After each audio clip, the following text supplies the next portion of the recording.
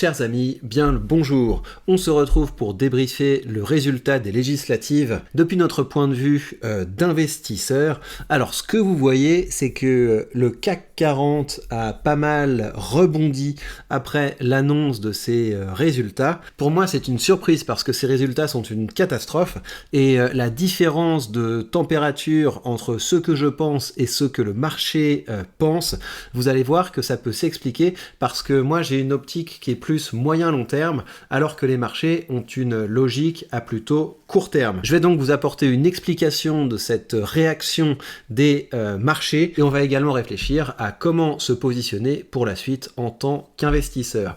Alors, on a donc eu des marchés qui ont bien reçu les résultats. Alors, ces résultats, je vous les montre. Vous avez le Rassemblement national qui est en tête, avec un score qui est plutôt dans la fourchette basse de ce qui était prévu, parce qu'on avait des prédictions qui étaient plutôt aux alentours de 34, et on avait même eu des sondages juste avant les élections qui étaient plutôt aux alentours de 35-36. Le Front populaire est dans la zone de ce qui était attendu, ainsi que la majorité présidentielle. C'est le trio qui était attendu par les sondages à quelques nuances près, et ce que vous devez comprendre, c'est que ce qui est salué par les marchés, ce n'est pas une belle victoire du Rassemblement national, c'est plutôt le fait que le Rassemblement national fait un score qui est plutôt moins bon que prévu, c'est-à-dire qu'on s'éloigne de la perspective d'avoir une majorité absolue du Rassemblement national et qu'on se rapproche plutôt de la perspective d'une espèce de coalition qui va faire stagner la situation économique du pays. C'est les réactions que vous avez sur le site Zone Bourse ou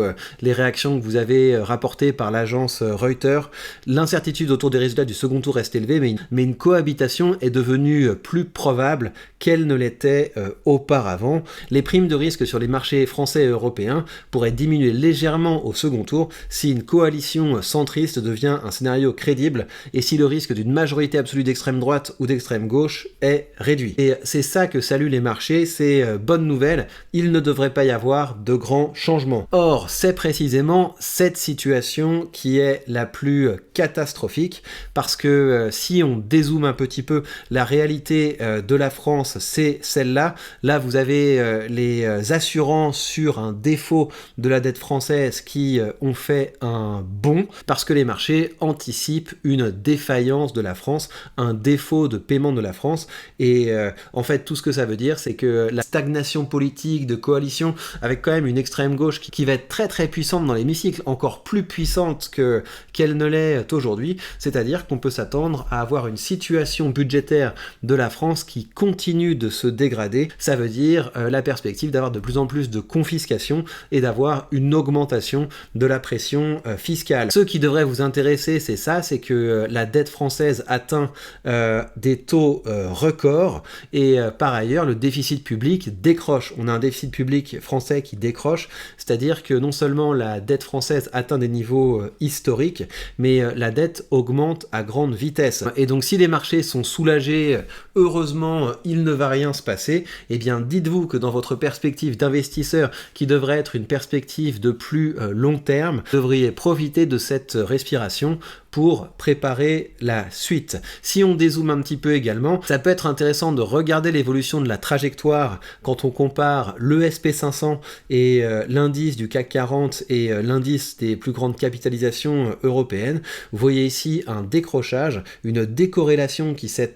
amorcée. C'est un phénomène qu'on ne voit pas si souvent que ça. Donc si vous êtes investi dans du CAC 40 ou dans de l'Eurostock 50, eh bien vous perdez de l'argent par rapport à si vous êtes investi dans du SP500, et là on est à 3 mois, mais enfin si vous regardez, c'est quand même une tendance de fond. Si on se met à 5 ans, on voit l'ampleur de la catastrophe, l'ampleur de ce qu'on perd si on est investi en Europe et dans le CAC 40 par rapport à si on est investi aux États-Unis.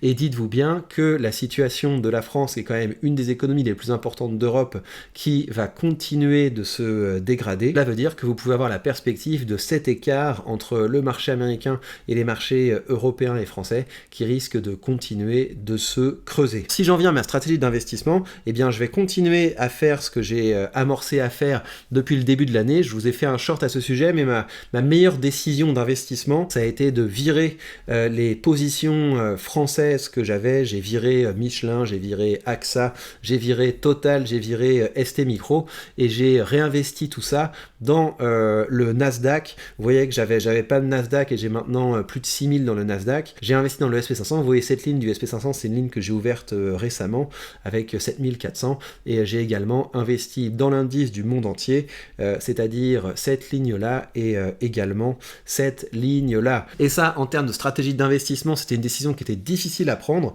parce que au moment où j'ai acheté le Nasdaq, l'ETF du monde entier et l'ETF du SP500, j'étais dans cette situation où j'ai vendu des choses qui étaient en perte parce que j'étais en perte sur ST Micro, j'étais sur Total, j'étais sur quelque chose qui stagnait et qui était un petit peu loin des plus hauts, donc c'était assez désagréable. Donc vendre quelque chose qui a sous-performé pour acheter quelque chose qui est plutôt sur ses plus hauts, on a l'impression de faire les choses à l'envers. Mais le résultat que depuis que j'ai fait ces investissements, depuis que j'ai décidé de prendre mes pertes sur certaines lignes et de renforcer les gagnants de mon portefeuille, eh bien j'ai été récompensé parce que l'écart entre l'Europe et les États-Unis s'est creusé. Donc je vais continuer à investir dans ce sens. Les investissements que je vais faire en bourse, ça va être des actions américaines et ça va être des ETF larges, à la fois les États-Unis et le monde entier. Et par ailleurs, je compte augmenter mon exposition en crypto et en immobilier tokenisé pour réduire au maximum ma dépendance à la France et à l'Europe, à la fois en termes d'investissement, mais également en termes de système financier. Je vous rappelle évidemment, comme d'habitude, que si vous voulez commencer à investir avec un courtier qui vous donne entre les mains tous les leviers de la liberté financière, avec un courtier qui ne dépend pas du tout de la France, et un courtier qui vous permet de vous construire un patrimoine, je vous rappelle que ça, cet argent, c'est de l'argent que je peux transférer immédiatement sur mon compte en banque.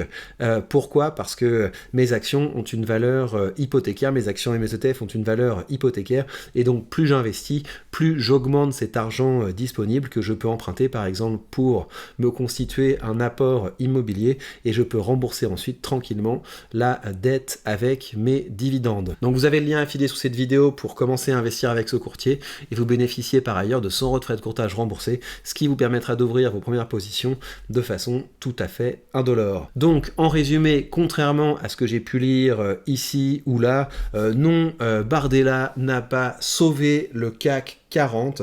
Ce que saluent les marchés, c'est que à court terme, on devrait se diriger vers une coalition et vers un pays ingouvernable, ce qui signifie qu'il ne devrait pas y avoir de grandes réformes qui seront prises. Cela veut dire qu'il y aura une forme de calme à court terme, mais dites-vous que la France est pour le moment sur un faux plat descendant et qu'on se rapproche d'un gouffre, le gouffre du défaut. Informez-vous, préparez-vous et je continuerai de faire ce que je peux sur cette chaîne pour vous y aider.